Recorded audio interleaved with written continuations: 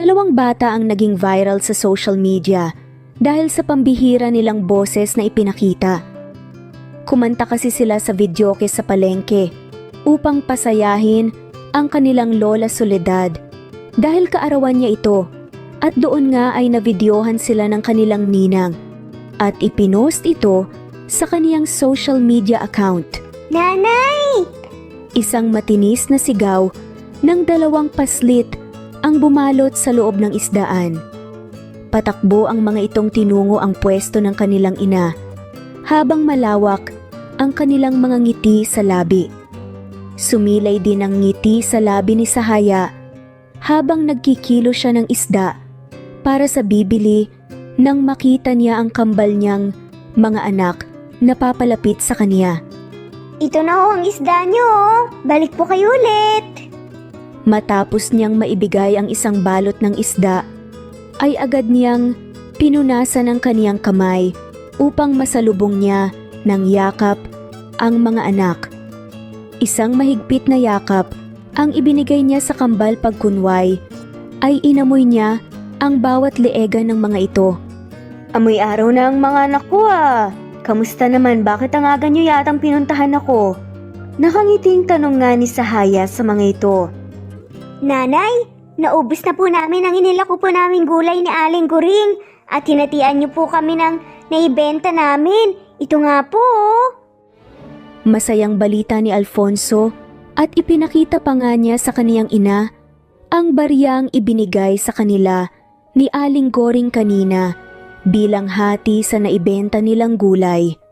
Kanina lang ay tumulong sila sa paglalako ng mga gulay ni Aling Goring at pinangakuan din sila nito na hahatian sa naibenta nila.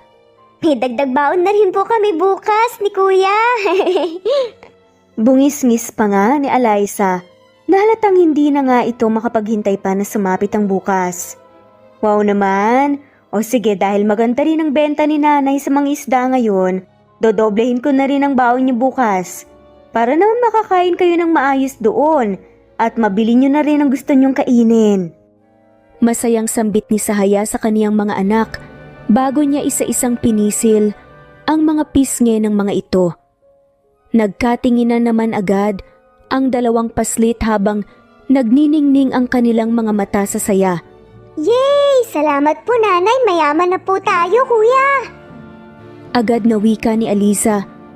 Humarap pa siya sa kaniyang kapatid nang sabihin iyon. Natawa na lamang si Sahaya nang marinig nito ang sinabi ng anak na mayaman na sila dahil lang sa kaunting barya. Napaka-inosente pa ng mga bata para malaman ang totoong kahulugan ng pagiging isang mayaman. Subalit, kung tutuusin naman at kung titingnan ni Sahaya sa ibang aspeto, ay may katotohanan naman talaga ang sinabi ng kaniyang anak. Mayaman nga sila, hindi sa pera, kundi sa pagmamahal.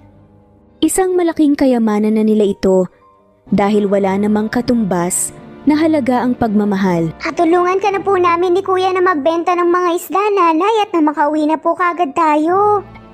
Sambit ni Aliza bago kumuha ng isang upuan at pumatong roon upang maabot niya ang malaki at mahabang lamesa sa harapan na pinaglagyan ng isdang ibebenta nila. Ganoon din naman ang ginawa ni Alfonso at sabay silang nagtawag ng mga customer upang bumili sa kanila ng isda. Isda po kayo riyan, meron po tayong bangus, pirit, sigarilyo at may pusit din po rito. Presko na po itong isda ni nanay at saka masarap din po ito kapag naluto na. Paksiw po ang pinakamasarap na luto rito. Bili na po kayo rito, murang-mura lang po. Sariwang-sariwa po ito at hindi po kayo magsisisi. Hindi na rin po masakit sa bulsa. Sigaw ni Aliza at Alfonso, kaya lahat ng mga dumadaan sa harapan nila ay napapatigil at napapabili na lang din dahil sa kakyutan ng dalawa. Nawiwili rin kasi sila sa kakulitan ng mga ito, masyadong madaldalin at palakaibigan. Malaki naman ang ngiti ni Sahaya habang nagkikilo siya ng mga isda, kung kanina ay madami-dami ang bumili sa kaniya. Swerte nga para kay Sahaya ang kaniyang mga anak. O nandito na palang mga inaanak kong ubod ng gwapo at ganda. Ang babait pa at mukhang malapit nang maubos ang isda nyo. Biglang singit ng baklang kaibigan ni Sahaya na kilala sa kanilang barangay sa bago niyang pangalan na Mika. Ninong, nandito po kayo. Ang dami niyo pong dala at may birthday cake pa po. Wow! Sino pong may kaarawan? Excited na tanong nga ni Alisa sa kanyang ninong nang mapadako ang kanyang tingin sa mga ipinamili nga nito. Ninong, hindi niyo naman po kaarawan ngayon ah. Anas pa nga ni Alfonso. Hindi yan para sa ninong ninyo mga anak. Hindi nyo ba naalala? Kaarawan ngayon ng Lola Soledad nyo. Hindi na naman kasi umuwi ang kanyang mga nakatapo kaya yun. Kanina pa tahimik at halata ang kalungkutan sa muka. Napagdesisyonan namin lahat dito na ipagdiriwang ang kanyang kaarawan dito na lang sa isdaan. Hiniram din namin ang videoke para naman may kantahan na magaganap. Kaya ayan, tinawagan ko na ang ninong ninyo upang mamili ng mga pagkain. May halong lungkot sa boses na paliwanag ni Sahaya sa kaniyang mga anak. Si Lola Soledad ang matandang tindira ng isda na katabi lang ni Sahaya ng pwesto. Isa ito sa pinakamatandang kasama nila. Mag-isa na lamang ito sa buhay dahil ang mga anak niya at apo ay may sarili ng pamilya sa ibang lugar. Binubuhay niya na lamang ang sarili niya ngayon. Nakakalungkot ngang isipin na kahit matanda na ito ay pinipilit pa rin magtrabaho para lang mabuhay. Kawawa naman po si Lola kung gano'n, nanay. Hindi po niya kasama ang mga mahal niya sa buhay sa importanteng araw niya. Malungkot na sambit na rin ni Alfonso habang nakatingin siya kay Lola Soledad na nagpapaypay na ngayon sa mga nakadisplay na isda upang hindi ito dapuan ng mga langaw. Malalim din ang naging pagbuntong hininga ni Mika dahil isa rin kasi siya sa mga taong nakakakilala ng lubos sa matanda. Subalit, bigla siyang nabuhayan ng loob nang bigla na lamang siyang nagkaideya kung sa paanong paraan nila mapapasaya ang matanda. Nakangiti niyang binalingan ng tingin ng kaniyang mga inaanak. Hindi ba't nanalo kayo sa contest nung isang araw? Tanong ni Mika. Nagtaas baba pa ang kaniyang dalawang kilay. May ginanap kasing singing contest sa paaralan ng Kambal noong isang araw at isa nga sila sa lumahok. Hindi lang kasi talino ang meron sa dalawa, biniyayaan din kasi sila ng talento sa pagkanta. Kaya sa lahat ng contest na sinasalihan nila ay inuuwi nila ang panalo. Isa ito sa mga ipinagmamalaki ni Sahaya bilang isang ina.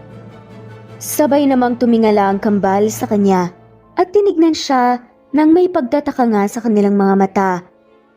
Opo Ninong, bakit po? Excited na inilatag nga ni Mika ang kanyang mga dala at dali-daling pinuntahan ng dalawa na nakapatong pa rin sa isang upuan. Kakanta at sasayaw kayo ngayon mga Junakis. Magpakitang kilos kayo rito at nang mawili sa inyo si Lola Soledad, pasayahin niyo naman siya at bibigyan ko kayo kaagad ng papremyo. Agad na wika ni Mika. Napatango-tango naman si Sahaya sa sinabi ng kaniyang kaibigan. Pagkatapos ay ngumiti siya.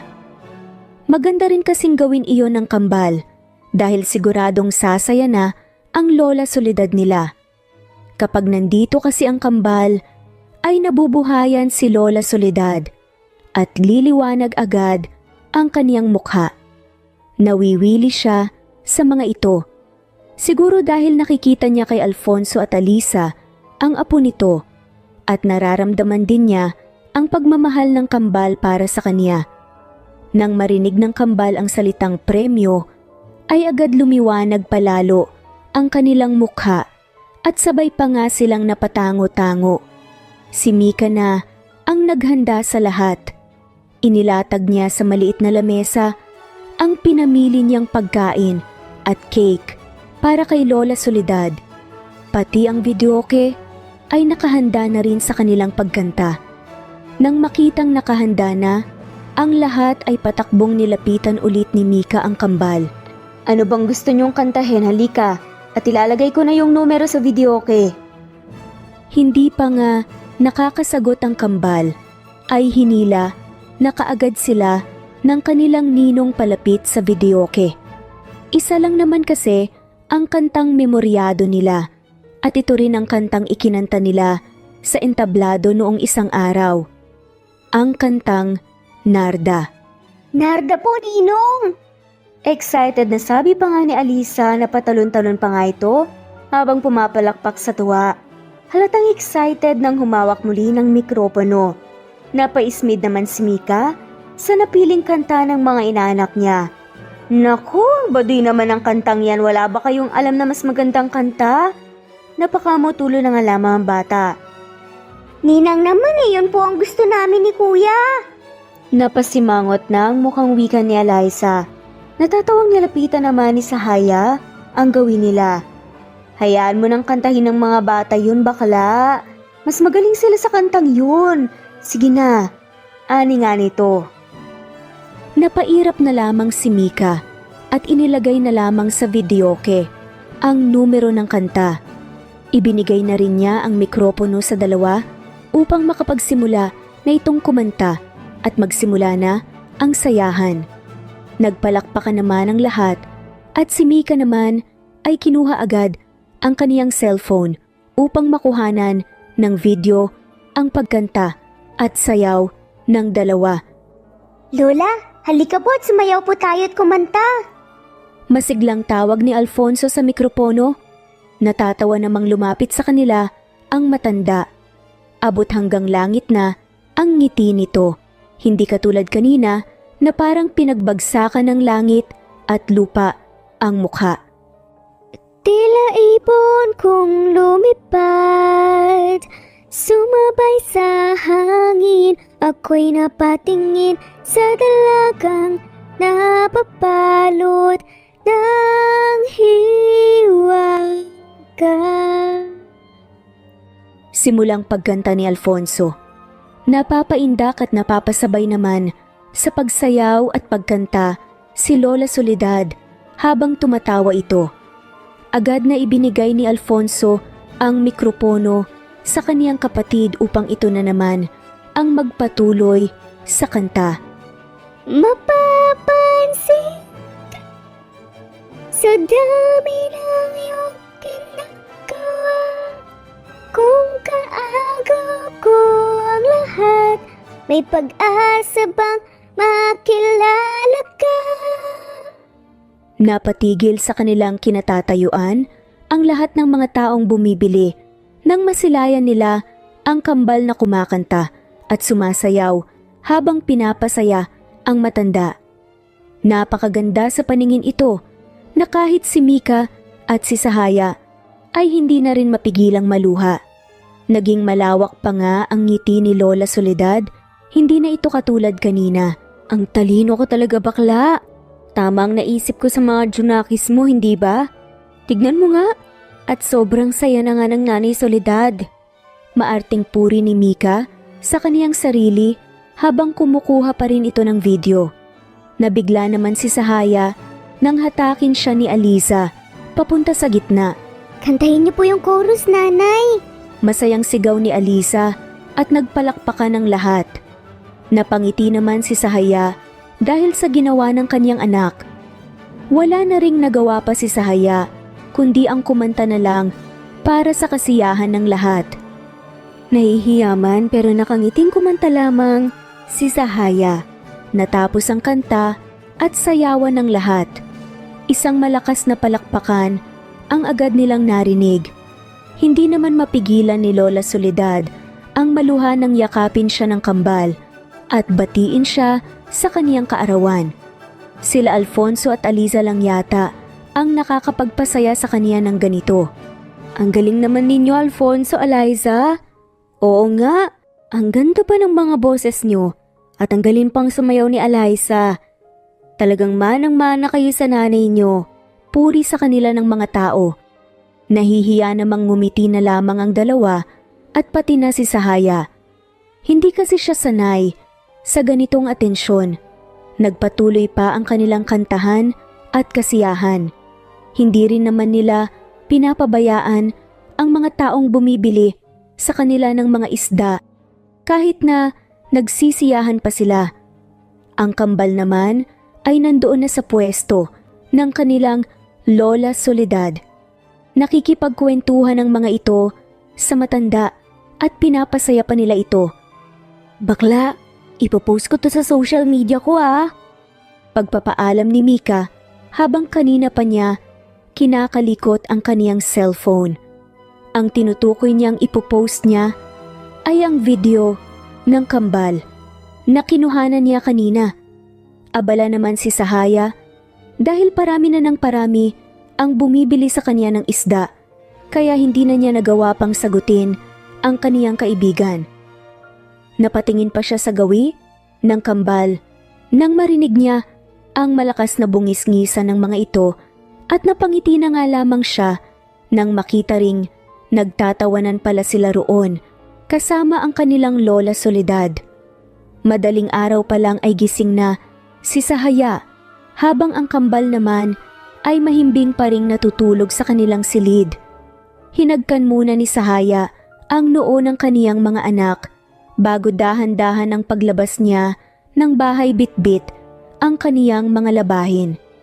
Balak niya kasing maglaba sana kagabi, subalit hindi niya na nagawa pa dahil maaga siyang nakatulog dahil sa pagod. Ngayon ay madaling araw siyang maglalaba upang maaga na rin matapos at makapunta siya sa isdaan. Habang abala ay bigla na lamang may pumasok sa isipan ni Sahaya. Baka sa mukha at mga mata nito ang lungkot habang hindi pa rin binibitawan ang naisampay na niyang damit. Kumusta na kaya siya? Matagal na akong walang balita sa kanya. Sana masaya na siya kasama ang pamilya niya. Bulong ng isipan ni Sahaya pagkatapos ay malungkot siyang napangiti habang inaalala ang kahapon. Mabilis pa nga niyang pinahiran ang luhang kumawala sa kaniyang mga mata. Hindi rin kasi niya maiwasang hindi masaktan. Ilang taon na ang lumipas, pero para sa kanya, ang sugat na iniwan ng kahapon ay sariwang-sariwa pa rin. Naalala niya ang itsura at sakit sa mga mata ng kaniyang mga anak sa tuwing pinagmamasdan nila ang ibang mga bata na kumpleto sa mga magulang. Alam niyang hindi maiwasan ng kambal ang mainggit sa mga ito at palihim nga siyang nasasaktan bilang isang ina. "Alfonso anak, may iniisip ka ba?" Mahinahong tanong nga ni Sahaya. Iniangat naman ni Alfonso ang kanyang muka. Nagpakawala na nga rin ito ng malalim na buntong hininga. Nanay, nakita ko po yung kaklase ko kanina.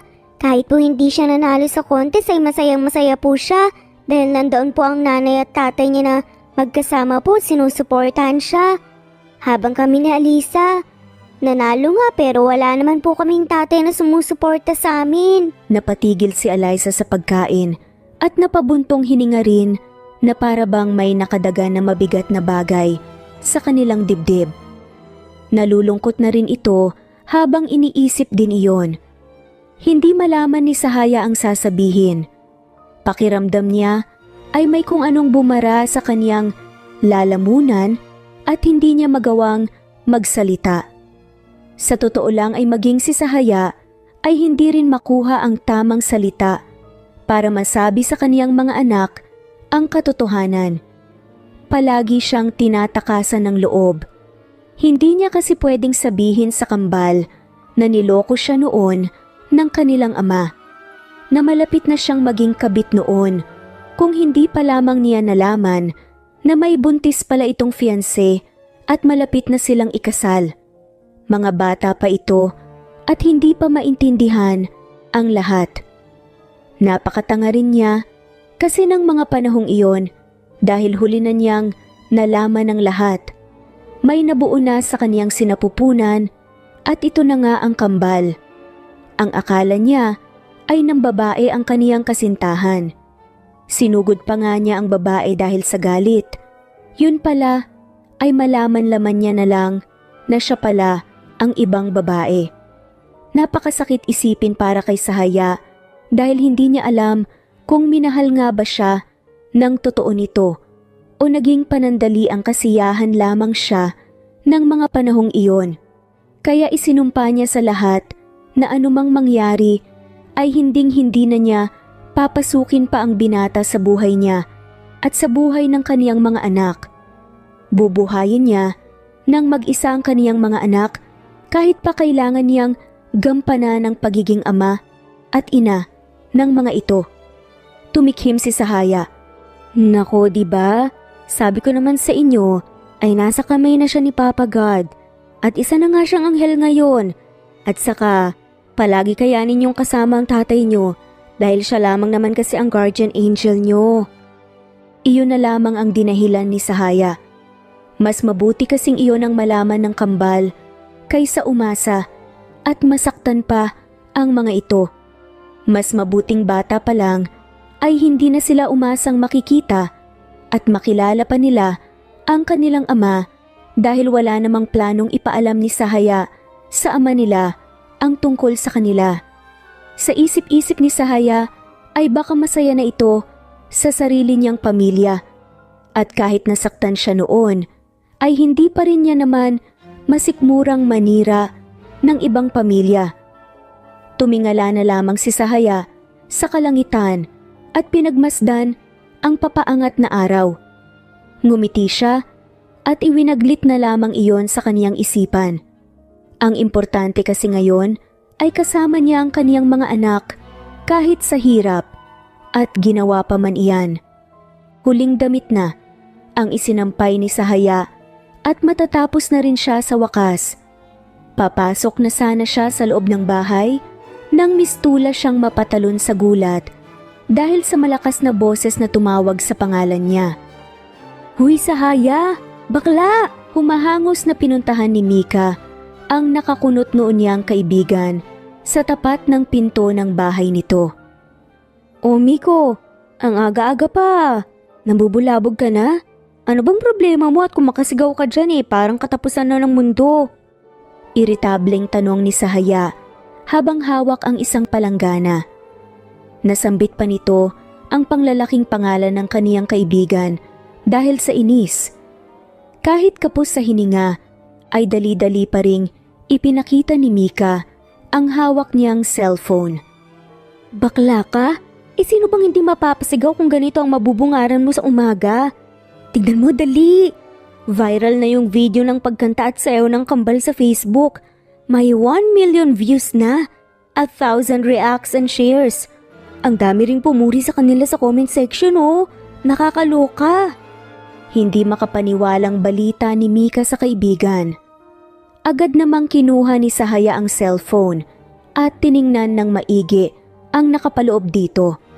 Oo nga, viral nga ang naging pagkanta ng kambal kahapon sa isdaan sa palengke. Parami na ng parami ang mga views kahit hindi pa nag-24 oras nang maipost ito ni Mika sa kaniyang social media. O aminin, ang galing hindi ba? Sikat na ang kambal at marami na ang nakakakilala sa kanila. Masayang wika ni Mika at sinamahan pa ito ng pagyugyug niya sa dalaga. Napangiti naman si Sahaya dahil kahit siya ay hindi pa rin makapaniwala at abala siya ngayon sa pagbabasa ng mga positibong komento tungkol sa kambal. Sa kabilang banda naman ay kagabi pa hindi maalis ni Rico ang kaniyang mga mata sa pinapanood niyang video. Ito nga ang viral na video ng pagkanta at pagsayaw nila Alfonso at Aliza kahapon sa isdaan kasama na ang ina nilang si Sahaya. Hanggang sa pagising niya sa umaga ay ito agad ang pinanonood niya. Hindi na nga mabilang kung ilang ulit na itong pinapanood ni Rico at sa tuwing pinapanood niya ito ay hindi maalis ang malawak na ngiti sa kaniyang labi. Pati na nang mapagmasdan niya sa video ang babaeng minahal niya noon na si Sahaya. Dude, hindi ka pa ba naririndi dyan? Kanina mo pa yan paulit-ulit na pinapanood Hindi mo na nga napipirmahan yung mga papeles Komento ng kaibigan ni Rico. Nasa sariling kumpanya si Rico ngayon kasama ang kaibigan niyang si Kenji. Simula kaninang umaga hanggang dumating sa opisina ay palaging nakaplay sa cellphone niya ang videong ito. May pagkakataon pa na itinitigil niya ito na kung saan malawak ang ngiti ng kambal kasama ang kanilang ina at pinagmamasdan ito ng matagal ng binata. May anak na pala siya. Mahinang wika ni Rico, ngunit mapapansin ang dumaang lungkot sa boses niya. Lumapit naman si Kenji sa kanya at nagtatakang tiningnan ang pinapanood nito. Wait, si Sahaya ba yan? Yung dati mong kasintahan? Anak ba niyang mga yan? Kamukhang kamukha yung batang lalaki oh. Magkamukha talaga kayo. Para kayong pinagbiyak sa parehong bunga.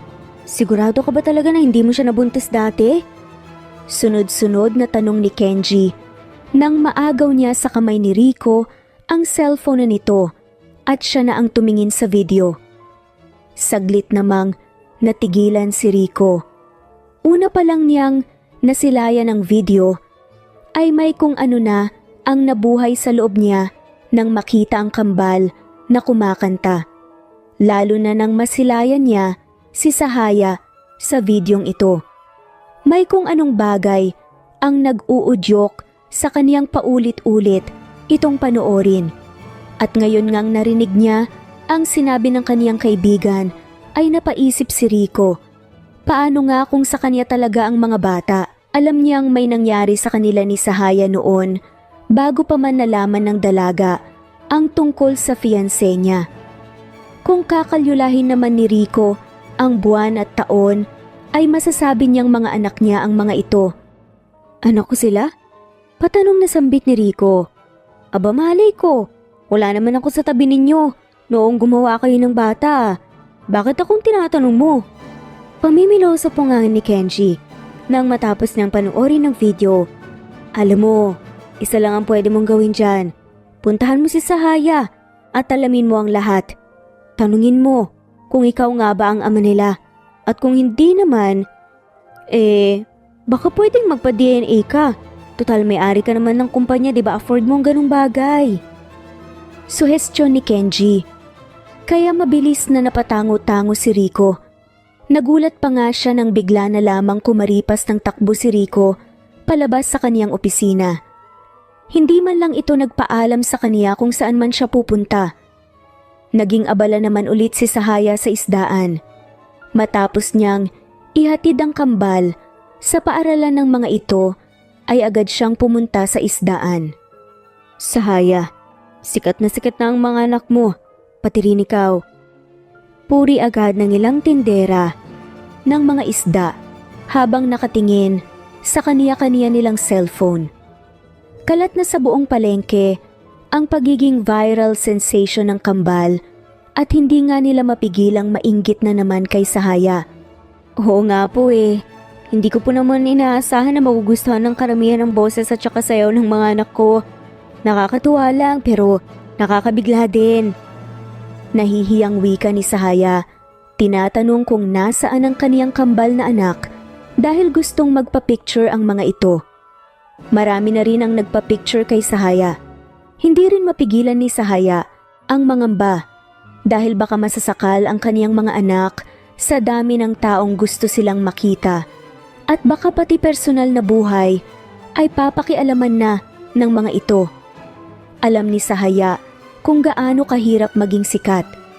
Lahat ng galaw ay kalkulado ng mga ito. Sumapit ang hapon at bagsak na ang katawang umupo si Sahaya. Ubos na ang paninda niyang isda kanina pa. Pero ang mga taong gusto siyang makita, pati na ang kambal, ay mukhang hindi yata nauubos. Ito na yata ang araw na pinakapagod siya.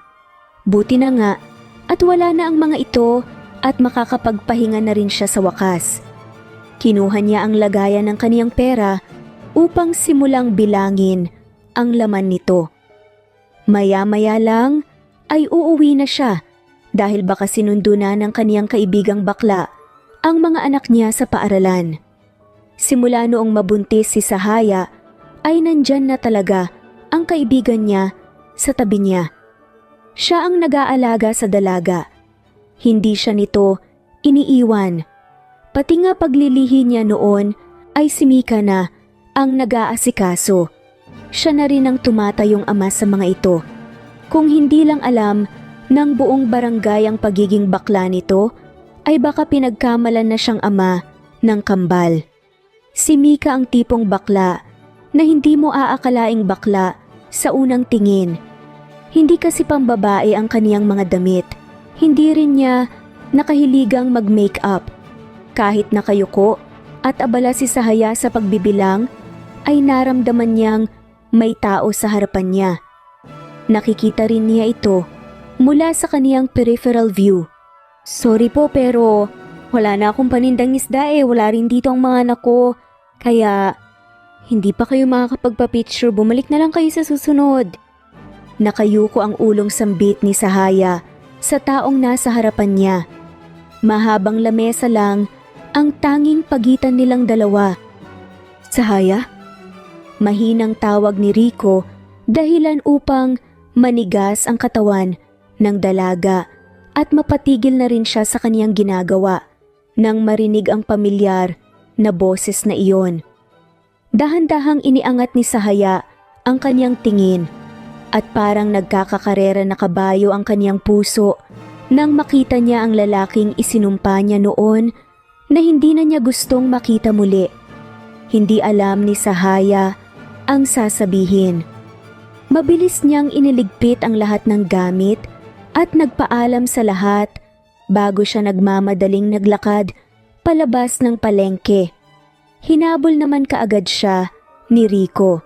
Sahaya, mag-usap naman tayo. Please? Nagsusumamong pakiusap ni Rico nang mahawakan niya ang kamay ng dalaga. Napatigil naman si Sahaya dahil roon. Ngayon niya lang muli naramdaman ang init ng palad ng binata. At kahit hindi niya aminin, ay namimiss niya ito.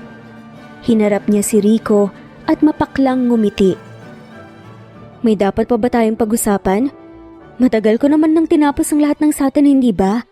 At saka, tumigil si Sahaya sa pagsasalita at tumingin sa kamay ni Rico na nakahawak sa kamay niya. Marahan niyang tinanggal ito at nagpatuloy nga sa sasabihin niya.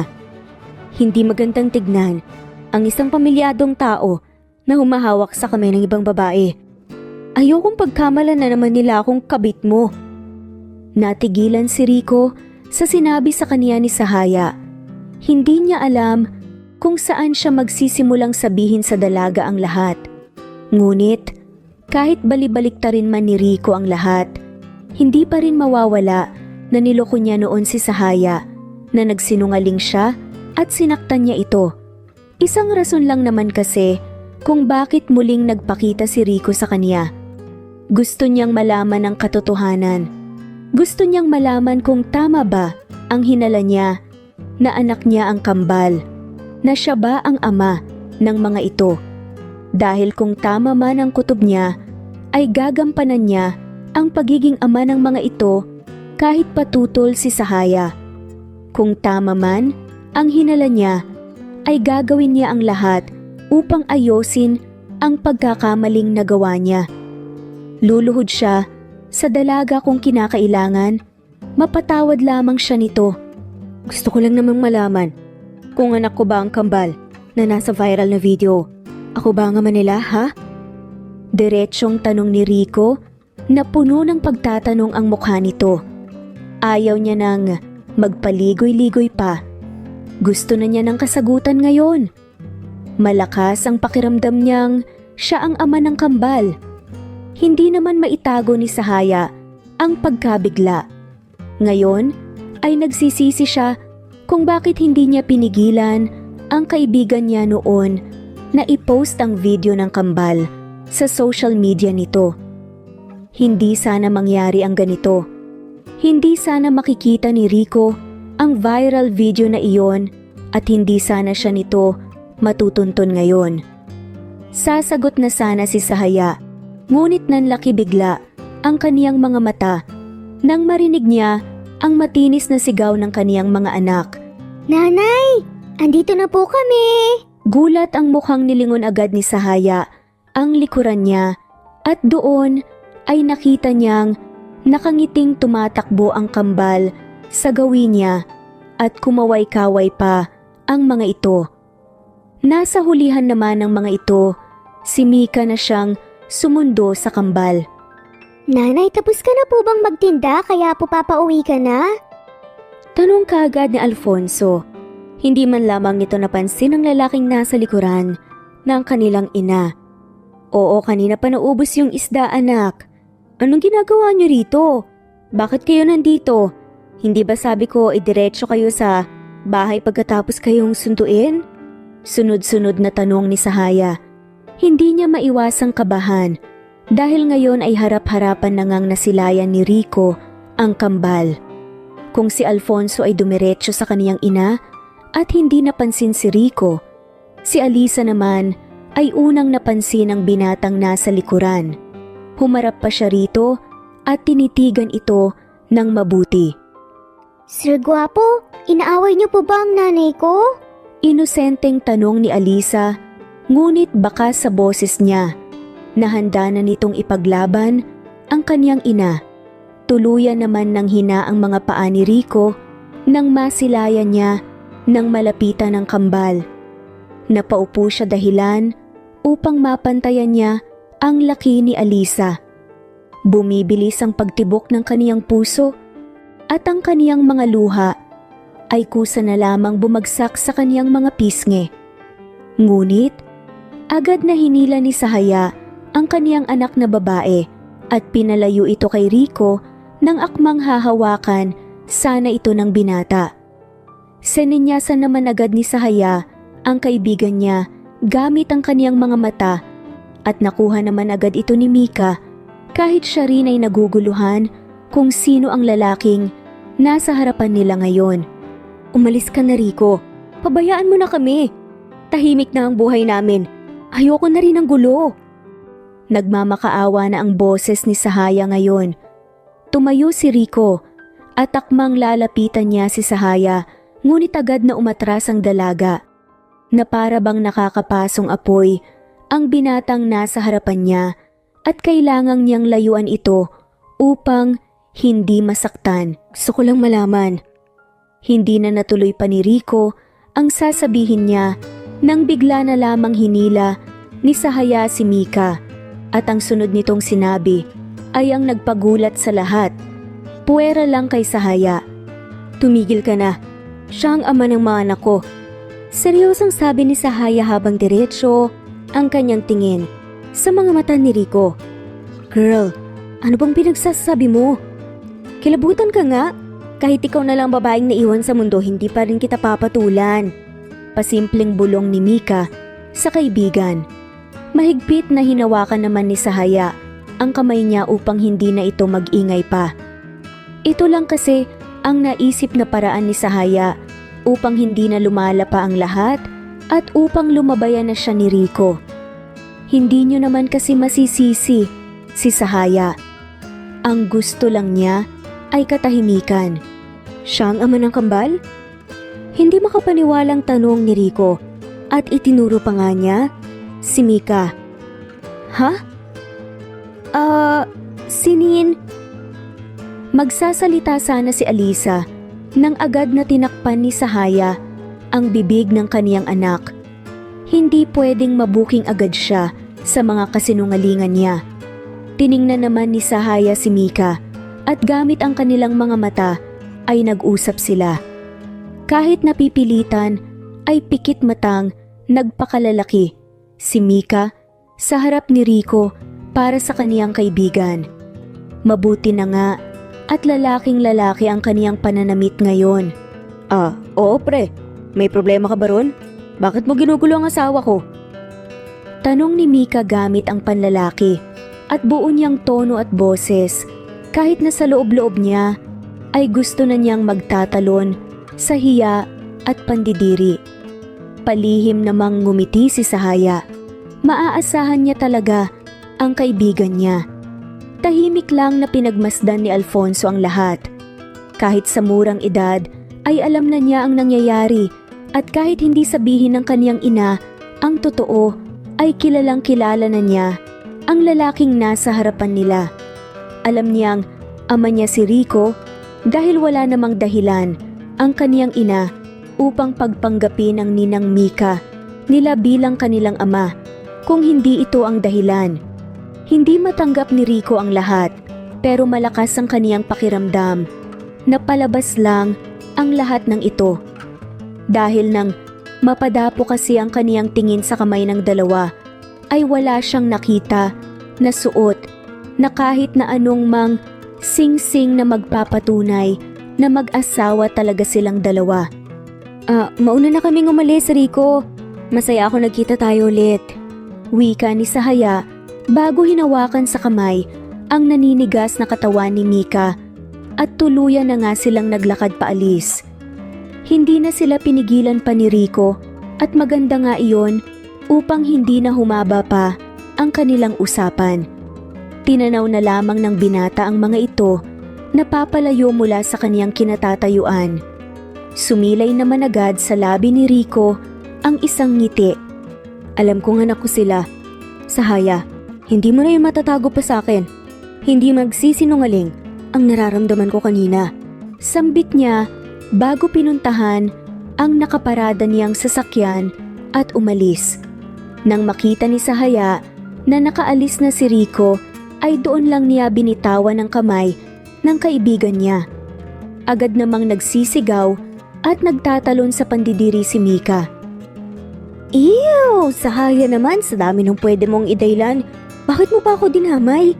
Bakit mo akong ginawang tatay ng kambal? Tanong nga kagad ni Mika. Napairap tuloy si Sahaya at pasimple itong bumulong sa kanya. Tumahimik ka muna. Nandito pa ang mga anak ko. Aniya kaya sumunod na nga lamang si Mika. Magpaliwanag ka sa akin mamaya ha? Tumango na nga lamang si Sahaya bilang tugon sa kaibigan niya. Nanay, hindi po ba sabi ninyo po sa amin ni Kuya Alfonso na masama pong magsinungaling? Bakit po kayo nagsinungaling kay Sir Pogi kanina? Bakit po ninyo sinabing si Ninong po ang ama namin? Hindi maintindihang tanong ni Alaysa sa ina. Sinabi lang kasi yun ni nanay anak dahil kinukulit at inaaway ako nun eh.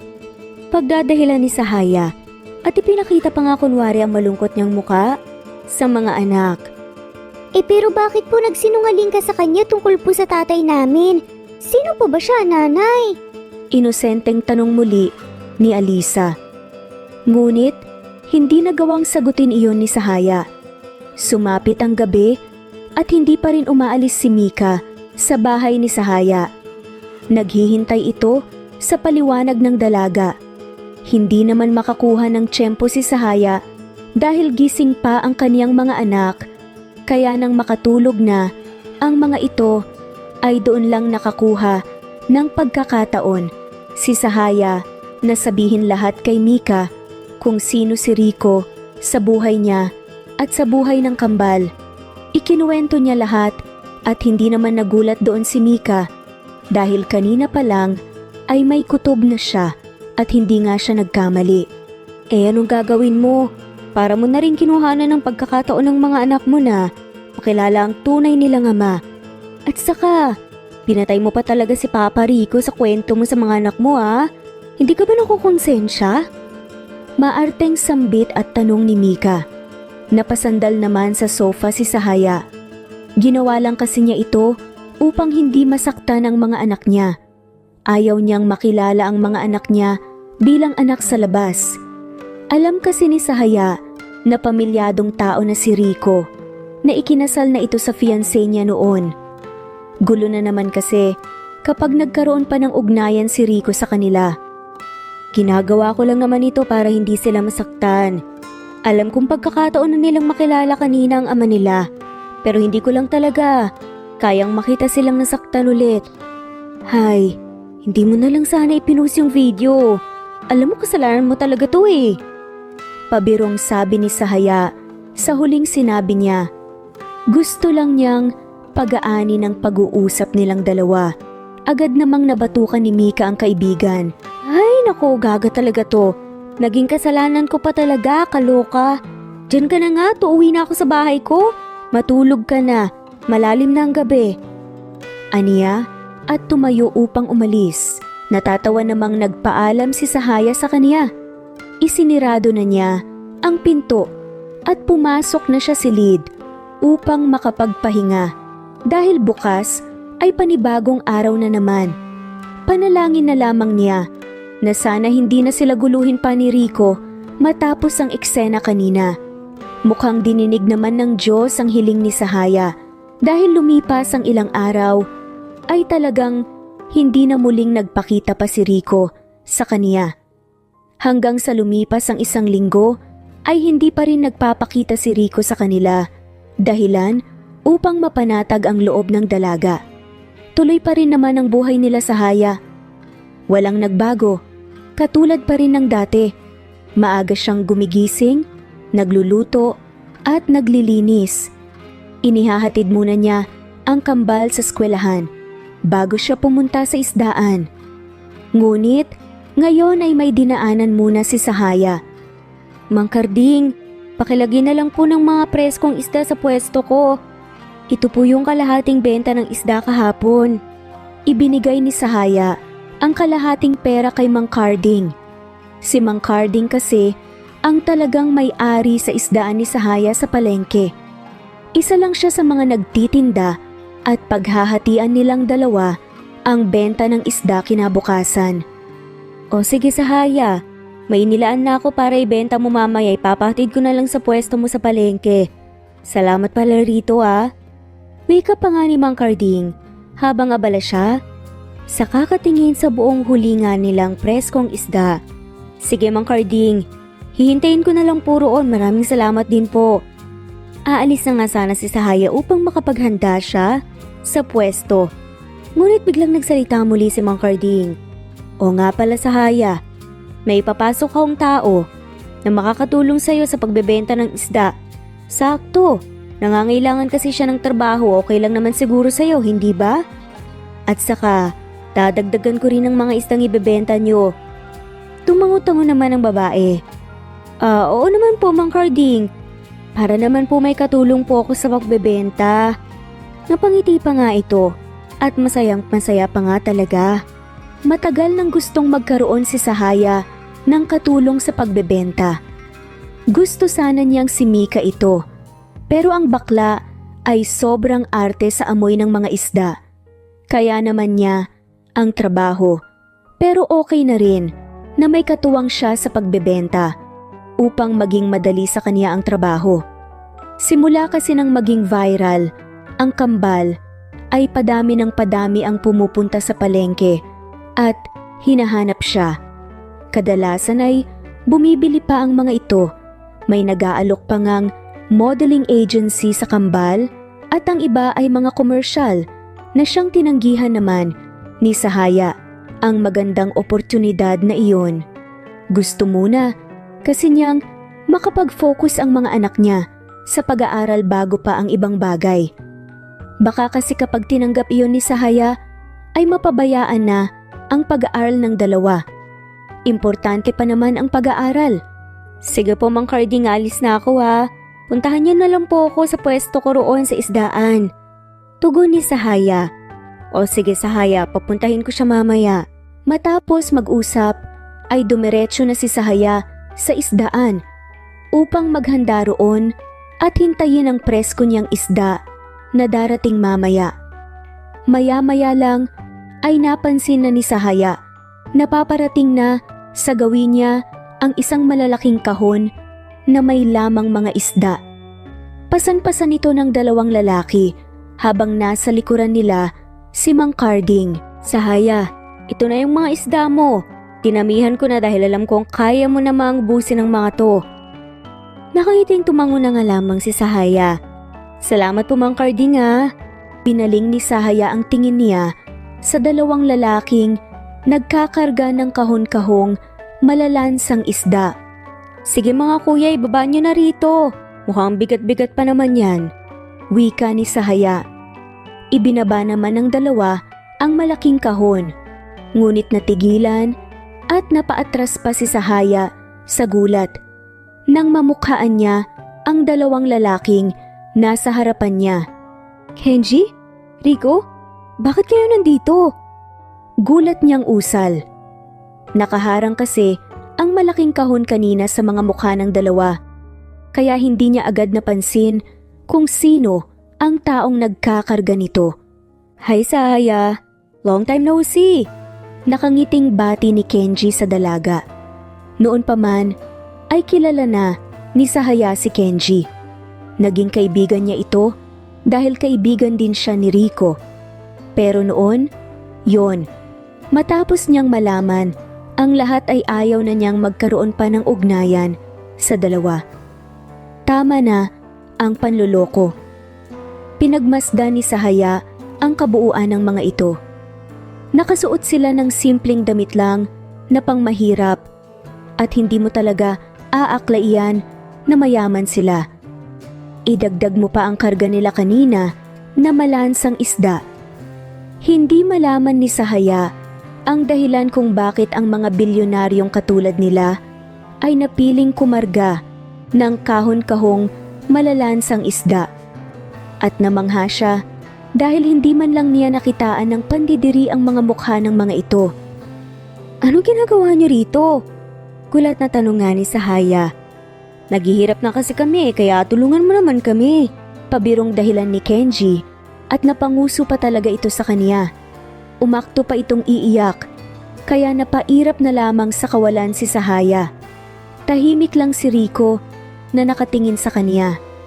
Hindi naman pinaniwalaan iyon ni Sahaya o mas sabihing hirap itong paniwalaan ng dalaga. Kilala mo sila Sahaya? Napatingin si Sahaya kay Mang Carding nang magsasalita ito. Sila ang mga bago mong trabahante. Kakapasok nga lang nila kanina.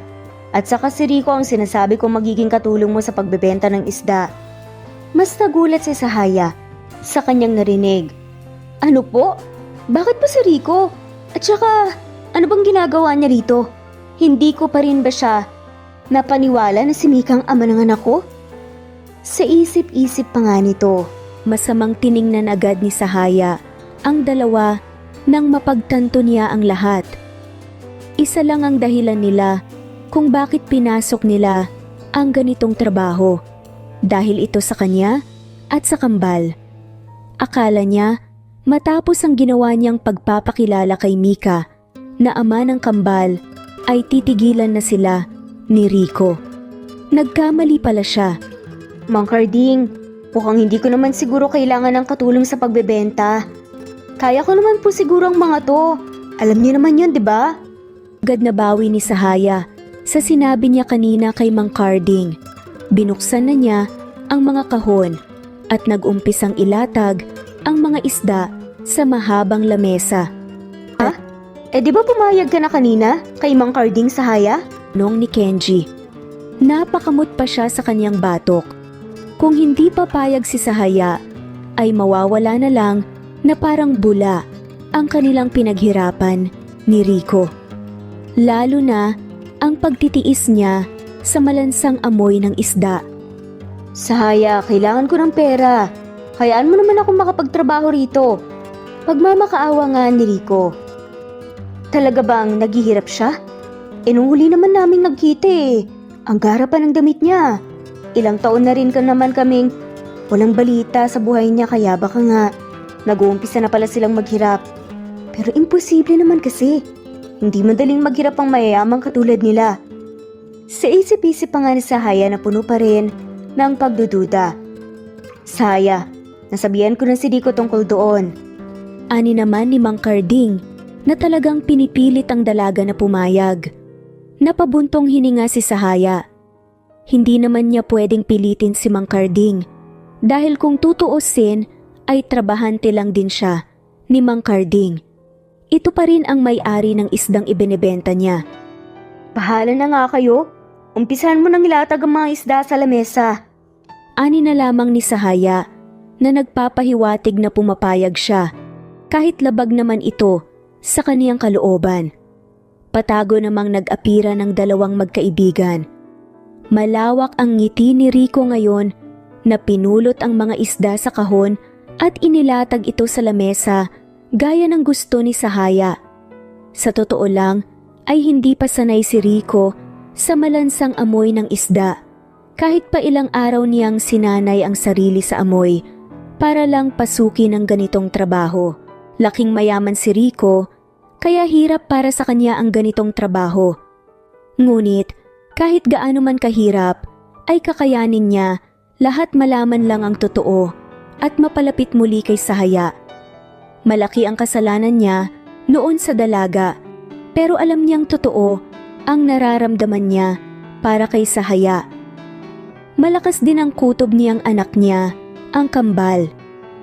Isa sa kaniyang rason kung bakit pinili niyang pasukin ang trabaho sa pagkakarga ng mga isda ay dahil na rin gusto niyang mapalapit sa kambal at makakuha siya ng kahit buhok ng mga ito para sa gagawin niyang DNA test.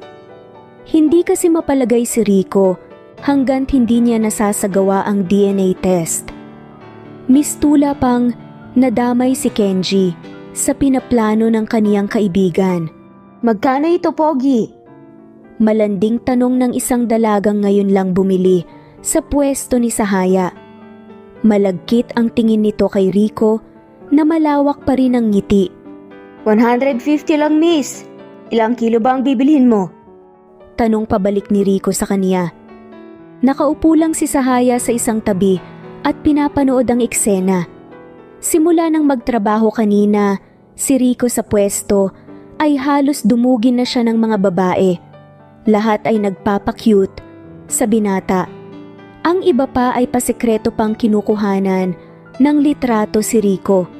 Hindi kasi maiwasan ng mga mamimili na hindi mapansin ang agaw atensyon nitong kagwapuhan. Hindi naman maiwasang mainis si Sahaya sa hindi malamang dahilan dahil kitang-kita niya na nagugustuhan din ni Rico ang nakukuha niyang atensyon.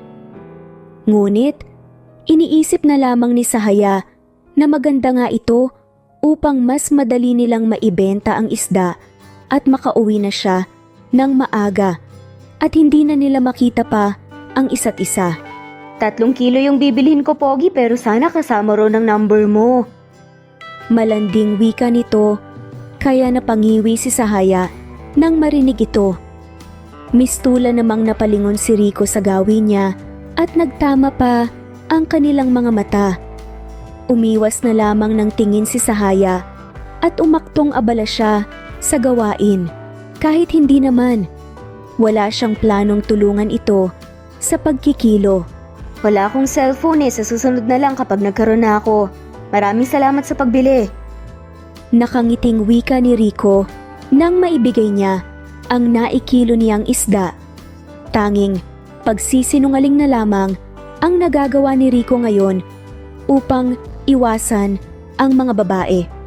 Pasimple lang pinapanood ni Sahaya si Rico na siya na ang gumagawa sa lahat ng trabaho. Pati ang pagtatawag ng mga customer at ang pagkikilo ay siya na rin habang siya ay kanina pa nakaupo at nagpapahinga sa isang tabi. Napabuntong hininga si Rico nang makapagpahinga siya saglit at tumabi sa pag-upo kay Sahaya. Mukhang pagod na ito kahit kalahating araw pa lang na nagtatrabaho at ang malansang isda ay nakadikit na rin sa kaniyang katawan. Ganito pala kahirap ang magtinda ng isda. Wika nga ni Rico na bakas sa mukha ang pagod. Tumigil ka na kasi at bumalik ka na lang sa pinanggalingan mo. Wala ka namang mapapala rito at saka alam kong ginagawa mo to dahil sa mga anak ko. Hindi ka naman talaga naghihirap eh. Nagpapanggap ka lang, hindi ko alam kung saang parte ng pag-uusap natin noong isang linggo ang hindi mo maintindihan. Mahinahon pero may diin na sabi ni Sahaya. Gusto ko lang makasamang mga anak ko. Nagsusumamo ang boses. Nawika ni Rico. Nagpakawala muli ng malalim na buntong hininga si Sahaya bago diretsyong tinignan si Rico sa mga mata nito. Hindi mo sila anak, Rico. May asawa na ako at anak namin ng kambal. Huwag ka nang manggulo dahil may pamilya ka na rin naman. Nagulat nga si Sahaya nang biglang hinablot ni Rico ang kamay niya. Asawa? Bakit? Bakit wala kang singsing? At saka, kung hindi ko anak ang kambal, bakit nakakaramdam ako ng lukso ng dugo sa kanila? I-explain mo yun, Sahaya. Agad na binawi ni Sahaya ang kaniyang kamay at mistula pang napalayo kay Rico. Kanina pa sila pinagtitinginan ng ibang tindera at mukhang maya-maya ay laman na naman si Sahaya sa chimis ng mga ito. Tumayo na lamang si Sahaya at hindi pinansin ang sinabi ni Rico kanina. Siya na ang kumausap sa taong bibili ng isda upang matakasan niya ang mga tanong ng binata. Sumapit ang hapon. Kakaunti na lang ang naiwang panindang isda sa lamesa nila, Sahaya at Rico. At ang dalawa ay maayos namang nagkakausap paminsan-minsan. Hindi nila binabalikan ang nakaraan at ngayon ay para lang silang magkaibigan na nag-uusap. Hapon na, hindi mo pa ba susunduin ng mga bata? Ako nang bahala rito, delikado pa naman ang panahon ngayon. Mahinahong pakiusap ni Rico. Sinundo na sila ng ama nila. Baka nga nasa bahay na sila ngayon eh. Tugon ni Sahaya na talagang pinaninindigan ang kaniyang kasinungalingan. Pero wala naman talagang susundo sa kambal dahil si Mika ay pumuntang Maynila noong isang araw dahil sa kaniyang nahanap na trabaho.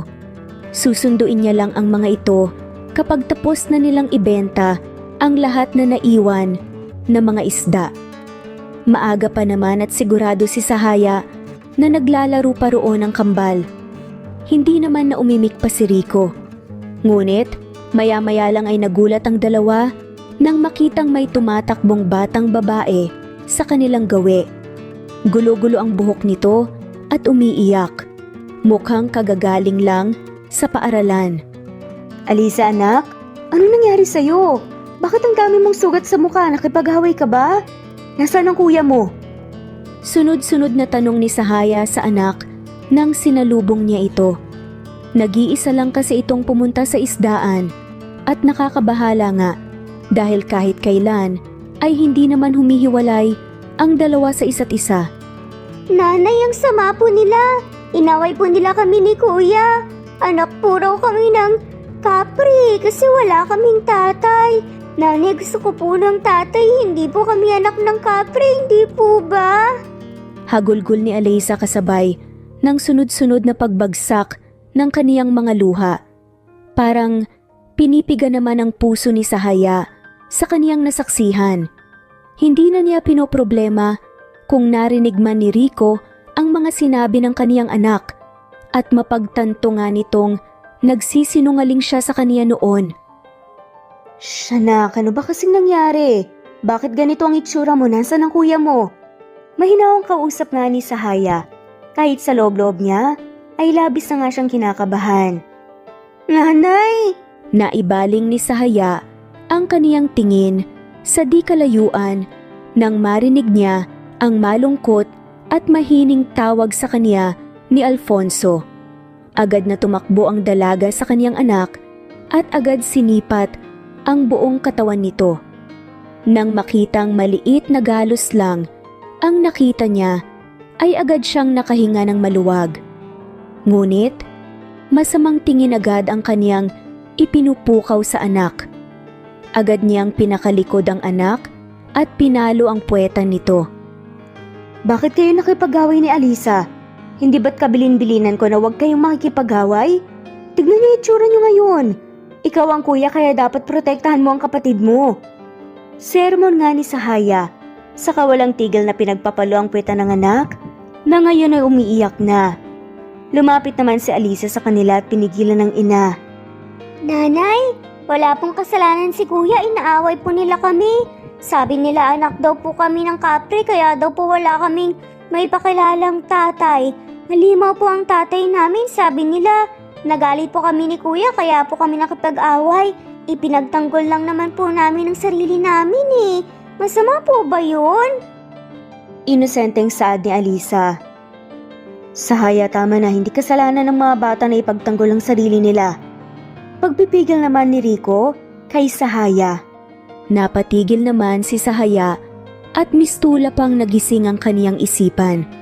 Bigla niyang niyakap ng mahigpit ang kaniyang mga anak at mariin siyang napapikit habang pinagsisihan ang ginawala niyang pagdisiplina kay Alfonso kanina. Sorry anak, sorry. Natatakot lang naman kasi siya na baka hindi lang galos ang mata mo ng kanyang mga anak sa away. Hay nako Sahaya, normal lang sa mga batang ganyan. Maganda nga rin na yun na ipagtanggol nila ang sarili nila eh. Ang singit ni Lola Soledad na pumunta na rin sa kanilang gawi. Napabuntong hininga si Sahaya at pinahira ng mga luha niya bago dahan-dahang tiningnan si Rico na nasa kaniyang tabi na ngayon. Talaga ba? Tama ang naging desisyon ko na wag ipakilala ang mga anak ko sa kanya? Pinoprotektahan ko lang naman sila. At kasabay nun sinasaktan ko din ang mga anak ko. Bulong ng puso ng dalaga. Makangiting nilapitan nga ni Rico ang umiiyak na kambal at lumuhod siya upang mapantayan ang mga to. Huwag na kayong umiyak. Tama lang naman ang ginawa ninyo. Gusto niyo ba ng ice cream? Malambing na tanong at wika ni Rico nang marahan niyang pahiran ang mga luha sa pisngi ni Alfonso at Alisa. Tumigil naman sa pag-iyak ang dalawa nang marinig nila ang salitang ice cream. Hindi po ba ikaw po yung lalaki ng gugulo kay nanay nung isang linggo? Ano pong ginagawa niyo rito, Sir Pogi? Bakit po kayo buntot ng buntot kay nanay? Inosenteng tanong ni Alisa. Palihim namang sumilay ang ngiti sa labi ni Sahaya dahil sa huling sinabi ng kaniyang anak. Iniangat muna ni Rico ang kaniyang tingin upang tingnan si Sahaya. Iniwas naman agad ni Sahaya ang kaniyang tingin nang magkatagpo ang kanilang mga mata. Ang tingin sa paslit. Hinahanap ko kasi ang mga anak ko. Gusto ko na kasi silang makasama at bumawi sa ilang taon na hindi ko sila naalala at naalagaan. Napawi ang ngiti ni Sahaya sa narinig niyang isinagot ni Rico. Alam na ni Sahaya na dahil sa mga sinasabi ni Alisa kanina ay nakumpirma na ng binata ang lahat ng mga kasinungalingan niya. Kung ganoon, ay wala na siyang takas pa sa isang amang nangungulila sa kaniyang mga anak. At ang kinatatakutan nga noon ni Sahaya ay unti-unti nang nangyayari ngayon. Nalaman na nga ni Rico ang buong katotohanan kahit pilit pa niya itong itinatago. Gusto ko po ng ice cream, bilhan niyo po ako. Napalingon si Rico kay Alfonso nang magsalita ito. Tahimik na bata si Alfonso at hindi ito gaanong palasalita, lalo na sa mga taong hindi niya kilala pero ngayon ay magkakaiba sa paslit. Ngumiti naman si Alfonso at biglang kinarga si Alisa na ikinangiti ng paslit. Tara, bumili na tayo sa labas. Masayang wika ni Rico bago hinawakan ang kamay ni Alfonso upang lumabas sa palengke. Hindi naman malaman ni Sahaya ang gagawin, kaya nauutal siyang nagsalita. Teka, Nilingon siya ng tatlo at hinihintay ang sasabihin nito. Ngunit, ilang segundo lang ay napabuntong hininga na lamang siya, kumpirmado na ni Rico ang lahat. Wala na ring saysay upang hindi paglapitan ang mag-ama sa isa't isa. Alam niyang may katigasan ang ulo ni Rico. Parang sumusuko na ani ni Sahaya bago tumalikod at pinuntahan na ang kanilang pwesto. Sumilay naman ang malawak ng ngiti ni Rico habang nakatingin sa nakatalikod na dalaga. Kahit pa alam na ni Rico ang buong katotohanan ay hindi pa rin siya umalis sa pagtitinda ng isda sa palengke. Araw-araw ay kasama pa rin ni Sahaya ang binata sa pagtitinda at hindi malaman ni Sahaya kung bakit ginagawa pa rin ito ni Rico. Gayong nalaman naman niya ang buong katotohanan. Nag-aalala na siya dahil baka ito pa ang maging dahilan upang umusbong ang away sa pagitan nila ng kaniyang asawa. Ayaw na kasi niya ng gulo katulad noon at ayaw niya ring sirain ang pamilya ni Rico dahil lang sa mga bata. May pagkakataon ding pumupunta si Kenji sa pwesto nila upang makipagkwentuhan lang tungkol sa nangyayari na sa kumpanya ni Rico. Ilang araw na kasing hindi pumapasok si Rico sa sarili niyang kumpanya at hinahanap na siya ng ibang board members. Ngayon nga ay bumisita na naman ito at dito na tumambay sa isdaan ng ilang oras. Ito talagang mokong na to. Mukhang wala nang balak balikan ng sariling kumpanya. Nakasama lang niyang mga anak niya ay kinalimutan na talaga niya lahat. Nagtataka na tuloy sila tito at tita. Mukhang nasasanay na nga siya sa ganitong trabaho sa Haya. Ano sa tingin mo? Kausap ni Kenji sa kanya nang nakatingin kay Rico. Sa malayo habang kasakasama nito ang kambal na galing sa labas dahil may binili ang mga ito. Sabado ngayon at nakasanayan nga ni Sahaya na dalhin ang kambal sa palengke upang may magbabantay sa kanila. May nahanap na kasi trabaho ang kaibigan niyang si Mika kaya hindi na maasikaso pa ang kambal. Ginawa rin niya ito dahil sa hiling sa kanya ni Rico noong isang araw.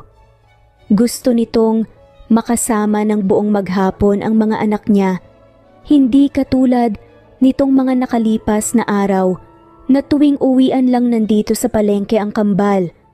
Akala ko ba naghihirap kayo? Taas ang kilay na tanong nga ni Sahaya. Kay Kenji kahit na anong una pa lang ay alam na nga ni Sahaya ang pinaplano niya. Ano ka ba? Palabas lang lahat ng yun, Sahaya. At kahit naman maghirap kami, hindi sa ganitong lugar kami magtatrabaho, no? Gusto lang kasing magsagawa ng DNA test ni Rico at gusto rin niyang mapalapit sa'yo. Pero dahil humantong na nga sa ganito at nabuking ka na rin sa pagsisinungaling mo, wala nang saysay pa para panindigan ng palabas namin. Mahabang paliwanag nga nito na ikinairap na nga lamang ni Sahaya sa kawalan. Teka, balita ko nagkakamabutihan na ang mag-ama at mukhang close na nga sila sa isa't isa. Tignan mo nga naman oh, ang saya-saya pa nilang tatlo habang naglalakad. Ang lawak din ng ngiti ni Rico at mukhang nakikita ko na daddy's girl si Alisa. Kailan niyo ba kasi planong sabihin sa kambal? Natahimik naman si Sahaya at saka siya tiningnan ang gawin ng kanyang mag-ama na papunta na sa pwesto nila. Oo nga, nakikita nga niyang sobrang saya ng kambal. Simula noong nalaman ni Rico na tama ang kutob niya ay napalapit na ang loob ng kambal sa ama nila. Araw-araw sa oras ng kanilang uwian ay dumidiretso sila rito sa palengke upang makipagkwentuhan lang sa binata. Ngunit kahit ganoon ay hindi pa rin nila alam kung sino si Rico sa kanilang buhay. Napabuntong hininga si Sahaya at ibinalik ang tingin sa mga isdang nasa harapan niya. Ayokong sirain ang pamilya ni Rico, Kenji. Ayoko rin ng gulo katulad noon. Kaya hindi ninyo ako masisisi sa mga desisyon ko. Kung sasabihin ko sa mga anak ko ang tungkol kay Rico, paano ko naman sasabihin sa kanila ang sitwasyon namin ngayon? Paano ko sasabihin sa kanila na may kahati sila sa kanilang ama? Na may anak ito, bukod sa kanila, na may pamilya bukod sa amin. Malungkot at nangingilid ang matang ani ni Sahaya habang ang kaniyang paningin ay nakatuon lang sa mga isdang paninda niya. Kumunot naman ang noo ni Kenji. Pamilya? Anong pamilya ang sinasabi mo, Sahaya? Naiangat nga ni Sahaya ang kanyang muka. Kaibigan kanya ngunit hindi mo alam? Hindi ba't matagal na nga siyang ikinasal kay Ana? Yung buntis niyang fiancé noon na inaway ko pa talaga dahil napagkamalan kong ibang babae ni Rico. Sa tingin ko nga ay magkasing edad lang talaga ang anak nila sa kambal ko. Nakangiti, ngunit puno ng lungkot ang kaniyang boses. Pagkatapos ay nagpakawala ng malalim na buntong hininga na naman siya. Labis naman ang pagtataka ni Sahaya nang bigla na lamang niyang narinig ang marahang pagtawa ni Kenji. Hindi maiwasang isipin ni Sahaya na nababaliw na ito. Kahit noong kaibigan pa niya ito, ay talagang ganito na ito kabaliw. Matapos tumawa, ay nakangiti na naman nitong tiningnan siya. Nagkakamali ka, Sahaya. Hindi ko alam kung bakit hindi pa sinasabi ni Rico sa iyo ang lahat pero ito lang ang masasabi ko ngayon. Tulong ko na rin sa inyong dalawa. Hindi maintindihan ni Sahaya ang gustong sabihin ni Kenji sa kanya. Kaya nakinig na nga lamang siya ng mabuti nang magsalita ito. Walang pamilya si Rico. Hindi naman talaga natuloy ang kasal nila noon eh. Kaya kung ano man niyang pumipigil sa iyo ngayon, Alisin mo na. Karapatan ng kambal na makilala ang ama nila at karapatan din ninyong sumaya. Nagulat si Sahaya sa kanyang narinig. All this time ay akala niyang may pamilya na ang binata. Paanong hindi natuloy ang kasal noon? Nagtanong pa nang nagtanong si Sahaya. Sinulit naman ni Kenji ang oras na sabihin kay Sahaya ang nangyari noon hanggat nasa malayo pa sa pwesto nila ang tatlo. Kilala niya ang kaibigan. Alam niyang wala pa itong lakas ng loob na sabihin sa dalaga ang ginawa niyang hindi pagtuloy sa kasal noon. Kaya siya na ang gumawa ng paraan para sa dalawang kaibigan niya. Hindi naman kasi mahal ni Rico si Ana. Ikaw ang totoo niyang mahal sa Haya. Pero noong una kayong nagkita ay fiancé na siya ni Ana. At buntis na nga rin siya noong mga panahong yun. Too late nga kung titignan pag nakita ninyo, pero upang maiwasan ang kahihiyan, pinilit si Rico na pakasalan si Ana para sa bata na hindi naman niya anak. At para rin sa reputasyon ng ama nila at ng kanilang pamilya. Pero alam mo, ipinaglaban ka nun ni Rico. Saksi ako roon. Muntikan na nga siyang itinakwil nila tita at tito pero hindi natuloy dahil nalaman mo ang lahat. Hindi mo binigyan ng pagkakataon na magpaliwanag si Rico, kaya nang iniwan mo siya ay hindi rin mapatawad ni Rico ang kanyang sarili. Nalaman niyang hindi sa kanya ang bata, kaya walang kasalan ang naganap. Hindi nga makapaniwala si Sahaya sa kaniyang nalaman. Hindi niya alam na ganoon pala ang nangyari. Buong akala niya ay naging panandali ang kasiyahan lamang siya ni Rico noon. Hindi niya aakalain na tunay pala siyang minahal ng binata kahit na kaunting panahon lang silang nagkamabutihan noon. Kaya wag mo nang sayangin pa ang panahon, Sahaya. Isipin mo ang kasiyahan ng kambal. At sana, mapatawad mo na si Rico sa naging kasalanan niya sa'yo. Dagdag pa nga ni Kenji bago siya tumahimik nang dumating na muli sila Rico at ang kambal sa kanilang kwarto. Anong pinag-uusapan niyo? Ibinaba naman niya si Aliza na kanina pa nagpapakarga sa kaniya. Naluluha naman siyang binalingan ng tingin ni Sahaya. Puno ng pagsisisi at lungkot ang mga mata nito na siyang ipinag-aalala ni Rico. Ngunit, bago pa man makapagsalita muli si Rico, ay naunahan na siya ni Alfonso. Nanay, namumula po ang mga mata niyo. Umiiyak po ba kayo? Si nanay umiiyak? Nag-aalalang tanong nga ni Aliza bago masamang tinignan si Kenji na nakaupo lang sa tabi. Siguro pinaiyak mo si nanay, no? Pagbibintang naman ni Aliza, kaya natawa na nga lamang si Kenji. Hindi ko pinaiyak ang nanay mo. Itong batang to, napagbintangan patuloy ako. Anas na nga lamang ni Kenji. Huwag kayong magalala. Napuwing lang ako. Ano nga pala yung mga dala ninyo? Bakit ang tagal niyong nakabalik? Pag-iba ni Sahaya sa usapan. Masaya namang ipinakita ng kambalang mga ipinamili sa labas. Binilhan po kami ni Tito na pogi ng laruan, nanay. Ito nga po yung laruan na gustong-gusto ni Kuya Alfonso eh. Binili niya rin po pati po tong Barbie doll ko. Masayang sambit ni Aliza. Kaya napangiti tuloy si Sahaya kay Rico at ganoon na nga rin ang kambal. Salamat, Rico. Puno ng sensiridad na pasasalamat ni Sahaya. Hindi lang sa mga laruan nagpapasalamat si Sahaya, kundi pati na sa lahat ng ginawang pagtatanggol ni Rico noon sa kanya. Mistulang nabigla si Rico dahil doon, pero kalaunan din ay ngumiti siya pabalik. Naku po pala, nanay.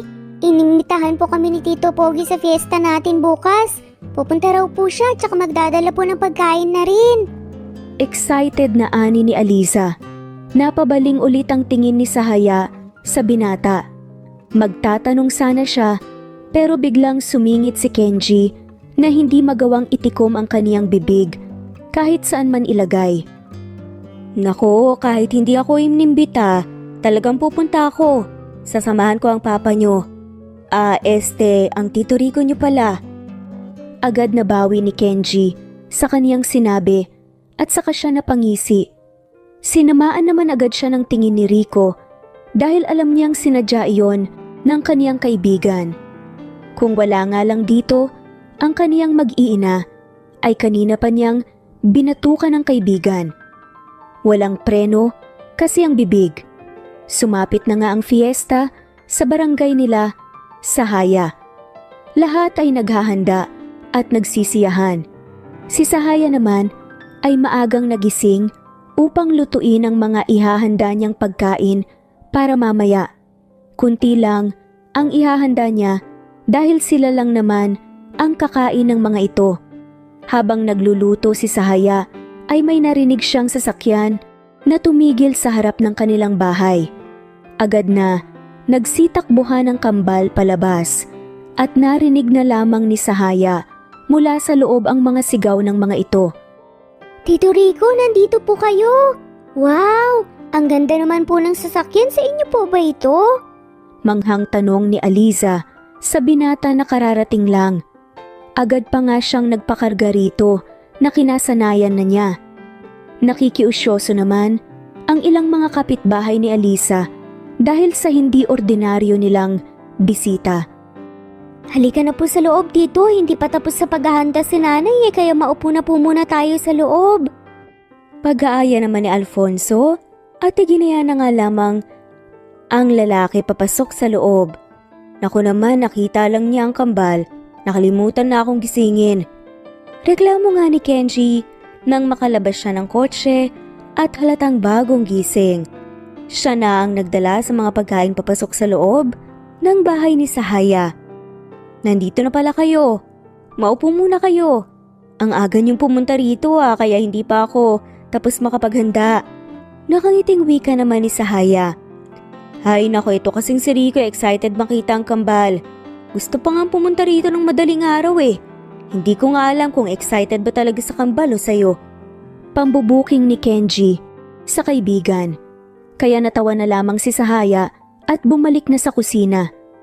May 3 putahe pa siyang kailangang tapusin.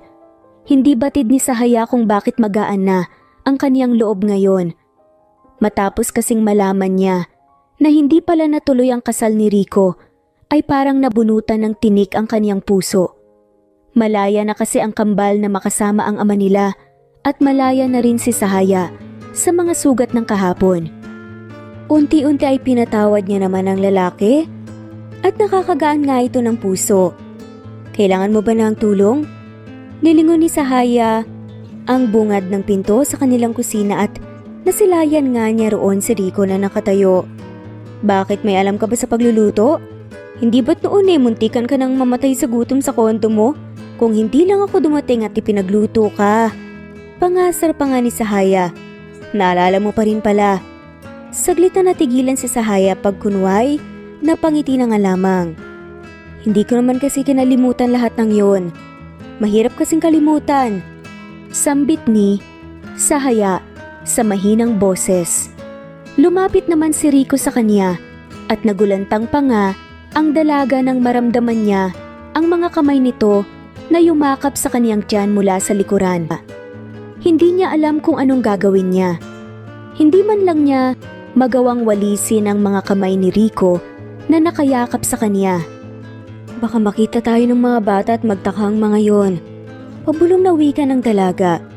I'm sorry. Mahina ang boses na ani naman ni Rico. Nakasubsob ngayon ang kaniyang mukha sa leegan ni Sahaya at mas lalo ngang humigpit ang yakap nito sa dalaga. Nanikip naman ang dibdib ni Sahaya at may mga luha na ang namumuo sa kaniyang mga mata. Matagal na panahon na niyang gustong marinig ang salitang iyon at ngayon nga ay narinig na niya mula kay Rico.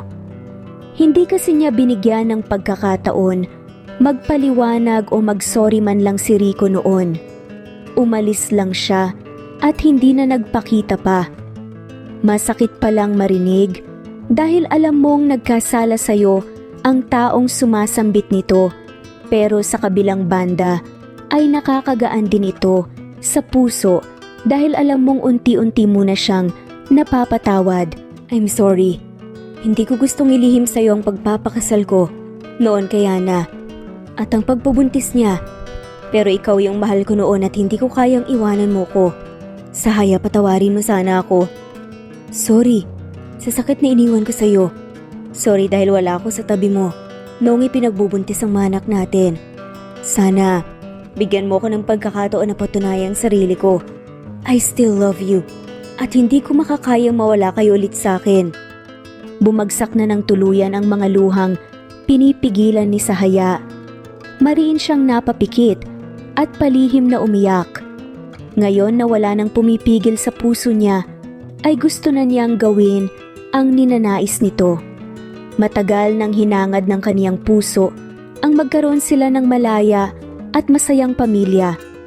Nang dumating naman si Rico, noon ay pilit humahadlang sa puso niya ang kaisipang may pamilya na ang binata at baka masira pa nila ito ng kaniyang mga anak kapag pumasok ulit sila sa buhay niya.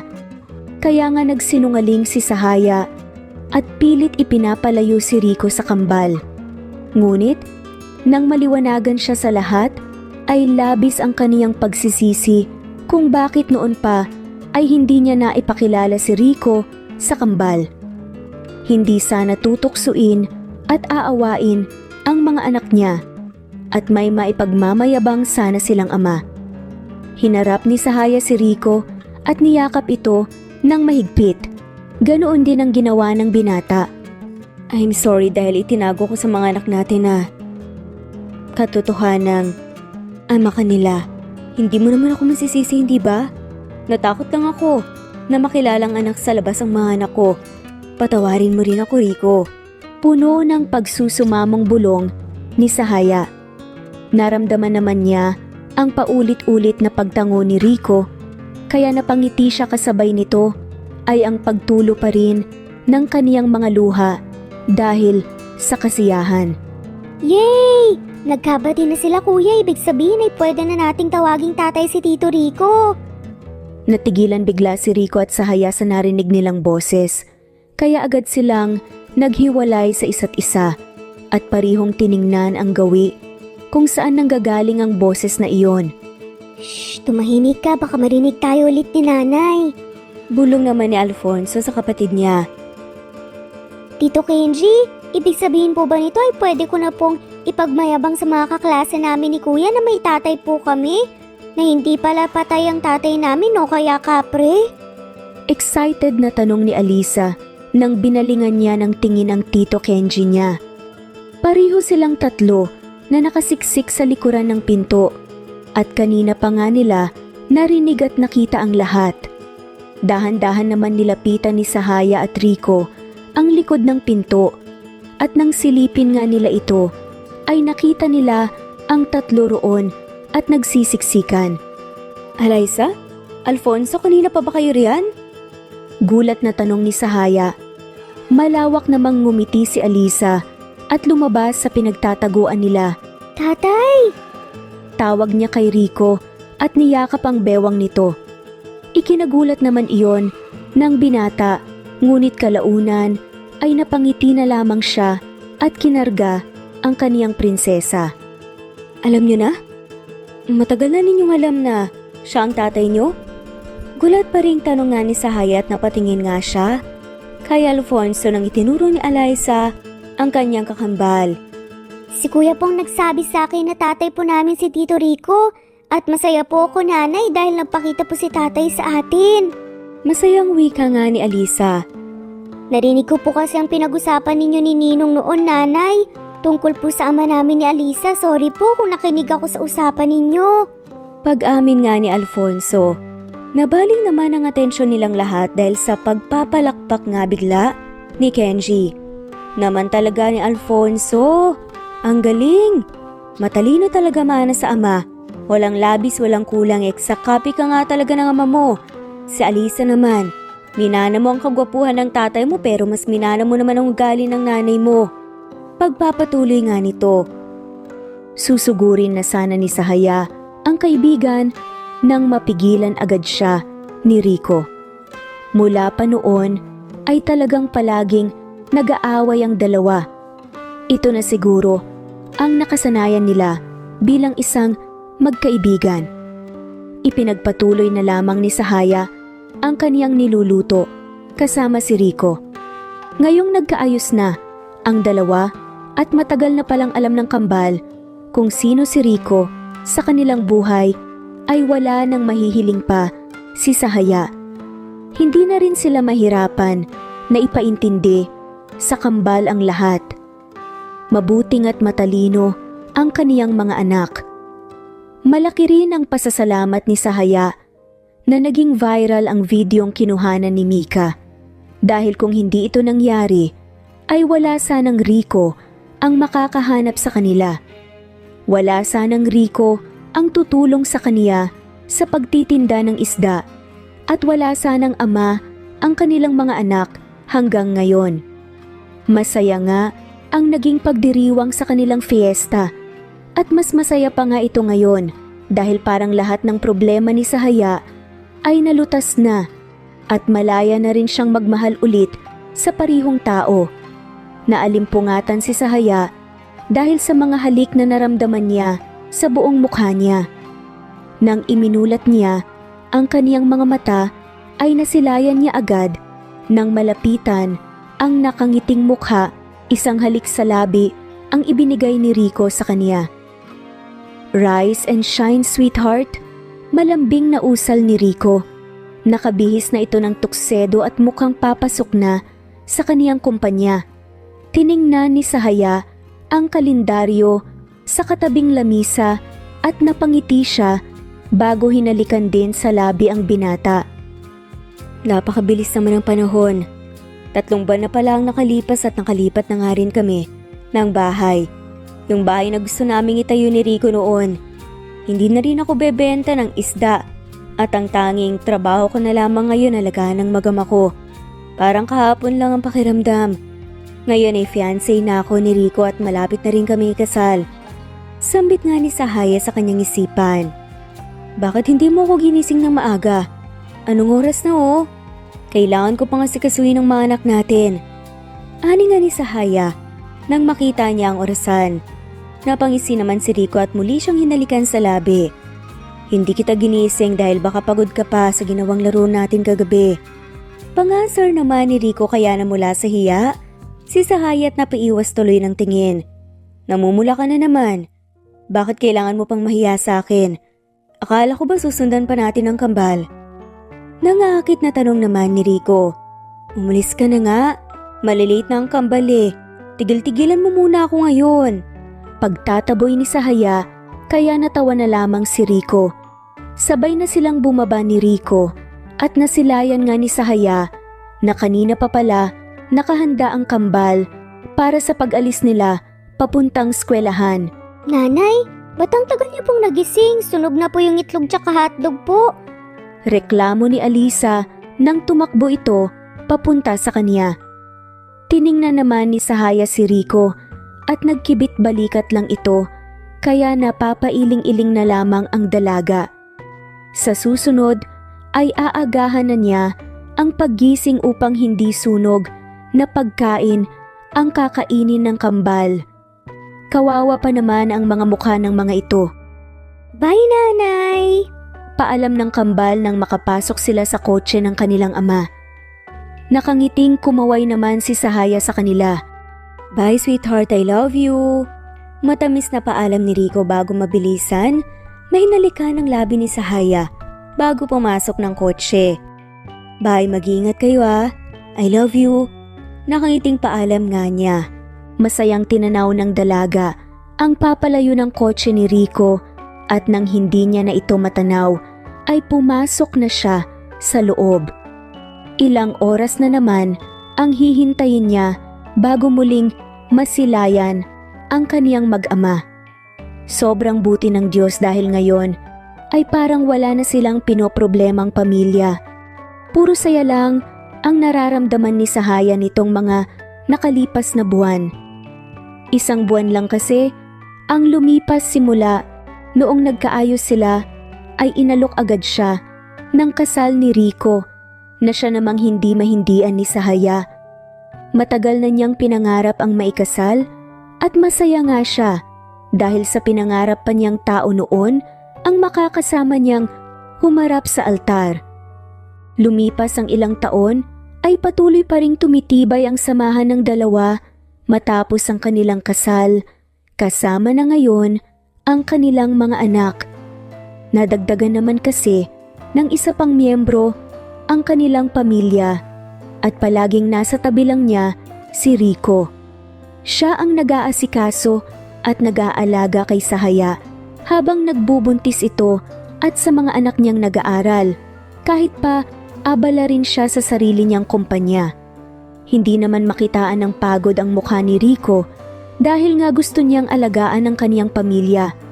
Hindi man naging madali ang kanilang pagsubok sa buhay, pero sa huli ay sila pa rin naman ang nakatadhana para sa isa't isa at sana nga magtuloy-tuloy ang kanilang kasiyahan at mas tumibay pa ang kanilang pamilya. Tatay, halika na po at maglaro na po tayo. Masayang sigaw ni Aliza. Nasa likurang bahagi sila ngayon ng kanilang bahay, nagpipiknik at naglalaro. Abala ang kambal sa paghahabulan habang si Rico naman ay abala sa pag-aaral sa bagong panganay nilang anak. Mamaya na anak, karga-karga ko pa ang kapatid niyo eh. Nakangiting wika ni Rico. Nakangiting nilapitan naman siya ni Sahaya at marahang kinuha ang sanggol sa mga bisig nito. Sige na, ako nang bahala sa anak natin. Puntahan mo na sila at baka magtampo pang mga yun sa'yo. Malamig na wika ni Sahaya. Mabilis na manghalik ang ginawa ni Rico sa kaniyang kabi bago tumakbo na paunta sa kambal upang makapaglaro silang mag-ama. Masaya lamang na pinagmasdan ni Sahaya ang tatlo at hindi nga niya maiwasang mapaiyak. Sobrang buti ng Diyos at hindi man lang sila pinabayaan nito. Binigyan pa sila ng magandang pamilya at buhay. Sobra-sobra na nga ito kumbaga, pero malaking pasasalamatan pa rin ang ginawa ni Sahaya sa Diyos. At dito na nga po nagtatapos ang kwentong pagmamahalan ni Sahaya at Rico.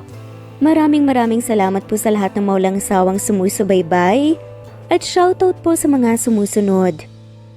Veronica Briseño, Violeta Murillo, Teresita, Teresa Bulie, Christine Flores, Nesbeth Hanaban, Flor Salvalion, Kuwait, Raquel Labay, Kuya Atok, Lani Pardillo, Eva Violeta, Presbyteros Rose, Amy Regalado, Teresita, Pres Cavilla Havana, Precious, Lilian Naubebe, Eli Evangelista Anderson, Marziel Arcilias, Rosemary Palaganas, Rose Martinito, Ding Liege, Alexa Gomez, Jomira Bueno, Amy Fenovares, Irma Emma, Lali Emeralino, Tortillas Gaming, Matea Estrera, Annalie Flor, Rosemary Tinito, Rosemary Palaganas, Excelsis Tagala, Emily Kinlog, Rosemary, MM, Penning Escal, Neri Cabangon, Lucia Baldo, Rosemary Vasquez, Londono Villas, Faye, Rosemary, Angelo, Vicky Adlaon, Mercy Villantes, Rezeline Unday, Allen, Ace, Nino Regidor, Jeyo Cadtec, Escapades Matilda, Irma Valerio, Agustina Aniceto, Cecilia Alvior, Naitan Canada, Lily Roda Barcial, Eli Ramirez, Doris Day Pangan, Lynn Lee of Macau, Reyes, Rebecca Tezuka, Noel Macero, Rizalina Credo, Mitchie Karch, Romel Carion, Juliet Panlilio, Lynn, Merlilyn Zenny Marion, Benoni Anya Lucas from Bacolod City, Merlina Aparata, Annalyn Nantes, Flordette, Lorena Utod, Faye, Anita Hernando, Roach Ann Rodriguez, at shoutout na rin po sa lahat ng mga walang sawang sumusubaybay. Maraming salamat po.